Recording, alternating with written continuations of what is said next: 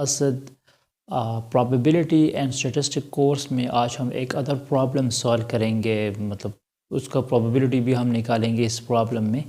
Questions इस तरह है कि एक कंपनी है, उसको 3 बंदों की ज़रूरत है, मतलब 3 बंदे उनको चाहिए और उस जॉब के लिए 15 लोगों ने अप्लाई किया है। उनमें से 8 मेन है और 7 वमेन है, मतलब उनमें से 8 जो है वो मर्द है और 7 जो है वो औरतें हैं। उन लोगों ने इस जॉब के लिए अप्लाई किया है। तो सबसे पहले हम टोटल पॉसिबिलिटी फाइंड करेंगे कि मतलब कितनी वेज हो सकते हैं कि किन लोगों को जॉब मिल सकता है और कितनी वेज से उसको जॉब मिल सकती है। मतलब इस तरह की जब मैं कॉइन को टास्क करता हूँ तो हमारे पास टोटल पॉसिबिलिटी कितनी आती है, 4 आती है। मतलब head head, tail head, head tail और टेल टेल। तो यहाँ भी हम सबसे पहले टोटल पॉसिबिलिटी फाइंड करेंगे कि ये जो 8 मर्द है और 7 औरतें हैं, इसकी नंबर ऑफ वेज क्या होगी, मतलब जॉब मिलने की कितनी पॉसिबिलिटी है और कितनी वेज है। तो यहाँ पे हम सबसे पहले टोटल पॉसिबिलिटीज़ फाइंड करेंगे। तो जो टोटल पॉसिबिलिटीज़ होगी उसको हम सैम्पल स्पेस कहेंगे। तो यहाँ पे टोटल मर्द कितने हैं, n = 15 है। मतलब टोटल मर्द ने, टोटल लोगों ने 15 अप्लाई किया है और उसमें जो सिलेक्शन है वो 3 लोगों की है। तो जो टोटल पॉसिबिलिटीज़ है उसको हम कैसे फाइंड करेंगे, उसको मैं फाइंड करूँगा कॉम्बिनेशन से। कॉम्बिनेशन का फॉर्मूला है NCR, जो इक्वल है n factorial r factorial n-r factorial. ठीक है, तो यहाँ वैल्यूज़ लगा दो 15C3, तो ये हो जाएगा 15 फैक्टोरियल 3 फैक्टोरियल 15 - 3 फैक्टोरियल।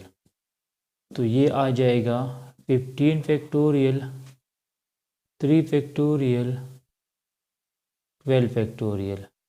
तो 15 की एक्सपेंशन करो, 15 में लिख सकता हूँ 15 multiplied by 14 multiplied by 13 multiplied by 12 factorial. 12 factorial तक मैं जा सकता हूँ और ये हुआ 12 फैक्टोरियल। ये 12 फैक्टोरियल के साथ कैंसिल हुआ और ये जो 3 फैक्टोरियल है इसको मैं लिख सकता हूँ 3 मल्टीप्लाइड बाय 2 मल्टीप्लाइड बाय 1।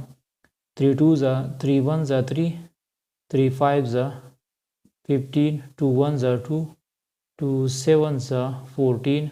तो 5 मल्टीप्लाइड बाय 7 मल्टीप्लाइड बाय 13 आ चुका है।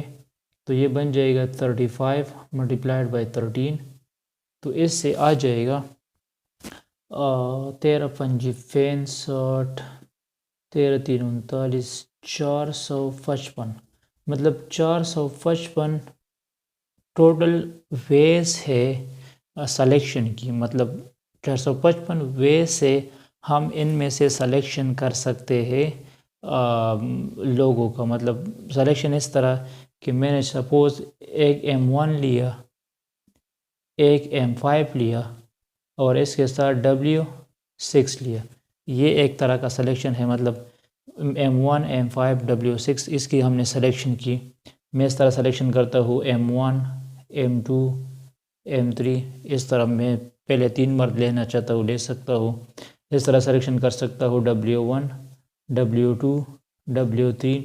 3 ख़वातीन की मैं सिलेक्शन कर सकता हूँ। तो ये जो नंबर ऑफ़ सिलेक्शन है ये हम 455 वे से कर सकते हैं।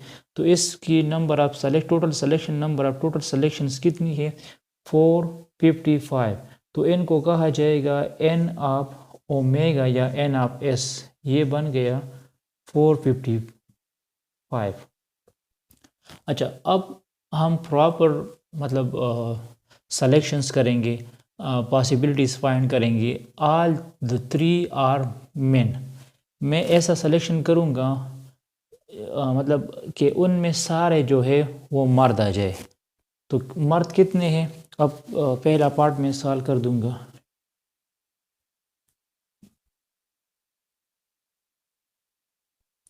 तो आपको अब ये याद रखना है कि हमारे पास टोटल पॉसिबिलिटी क्या आ चुकी है, एन ऑफ ओमेगा हमारे पास आ चुका है 455। अब मुझे पहला पार्ट सॉल्व करना है, ऑल द 3 आर मैन। तो यहाँ देखो मर्द कितने हैं, 8 मर्द है, औरतों को हमने निकाल दिया। तो अब इस 8 मर्द में से कौन से मर्द की हम सिलेक्शन कर सकते हैं, ये M1 M2 M3 हो सकता है, या M2 M3 M4 हो सकता है, या M4 M5 M6 हो सकता है। तो इसकी अब हम मर्द की पॉसिबिलिटी फाइंड करेंगे कि ये जो 8 मर्द है इनमें से किसकी हम सिलेक्शन कर सकते हैं, इसकी पॉसिबिलिटी क्या होगी। तो इसके लिए भी जो है हम यूज़ करेंगे क्या, कौन सा फार्मूला, कम्बिनेशन यूज़ करेंगे। अब मैं n लूँगा 8 और r मैं लूँगा 3। तो NCR जो है मतलब इसको आप लोग n ऑफ a कह सकते हैं। कम्बिनेशन फार्मूला यूज़ करो सबसे पहले, NCR 8 factorial 3 factorial 8 minus 3 factorial, ठीक है। तो ये हो जाएगा 8 factorial divide bye 3 factorial into 5 factorial. तो 8 की एक हम एक्सपेंशन कर सकते हैं, 8 multiplied by 7 multiplied by 6 multiplied by 5 factorial. 5 factorial ये दोनों क्या हुए, कैंसिल हुए, और 3 फैक्टोरियल इक्वल है 6 का। तो 56 वे से हम मर्द की सिलेक्शन कर सकते हैं। मतलब मैंने M1 मर्द लिया, फिर M2 लिया, और फिर मैंने सिलेक्शन की उसके साथ M8 की। तो 56 वे से हम मर्द की सिलेक्शन कर सकते हैं। और टोटल सिलेक्शंस कितनी है, 455 है। तो प्रोबेबिलिटी की डिफिनीशन है P of A is equal to N of A divide by N of S। तो N ऑफ A की वैल्यू कितनी है, 56 है, और N ऑफ S की 455।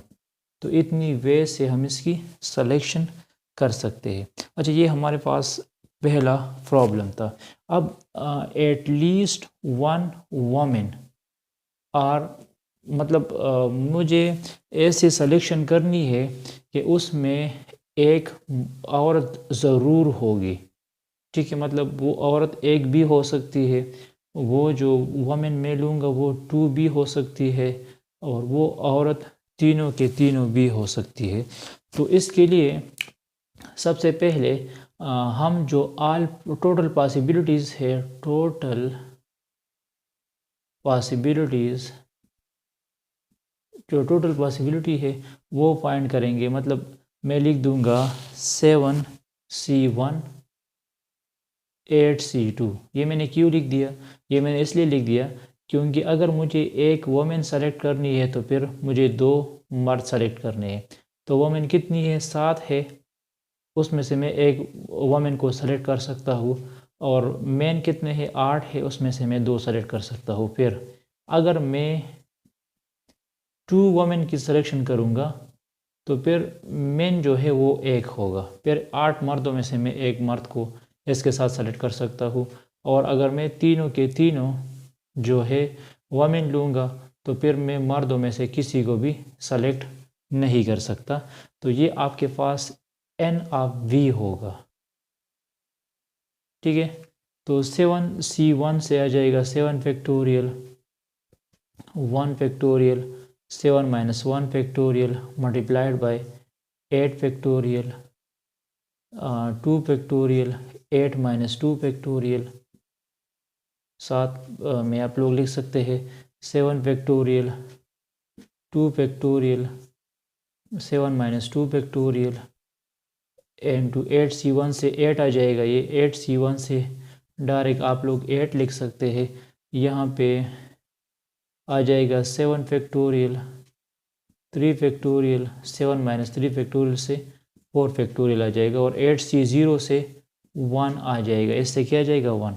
अच्छा, यहाँ पे आ जाएगा 7 factorial divide by 6 factorial multiplied by 8 factorial 2 factorial multiplied by 6 factorial.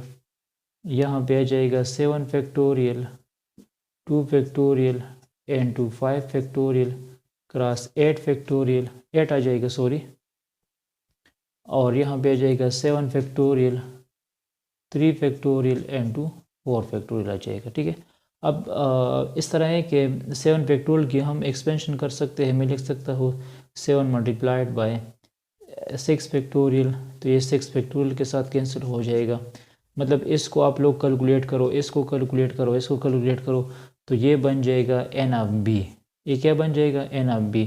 तो फिर probability p of b equal होगा n ऑफ b लगा दो divide by n of s लगा दो। n ऑफ s आप लोग 455 ले सकते हैं, और ये n ऑफ b जो है इसको कैलकुलेट करो, इसको कैलकुलेट करो और इसको कैलकुलेट करो, इन तीनों को ऐड कर लो, तो यहाँ ये वैल्यू n ऑफ b की यहाँ ये वैल्यूज़ लगा दो, तो आपको फिर नंबर ऑफ़ पॉसिबिलिटीज़ का पता चल जाएगा औरतों का।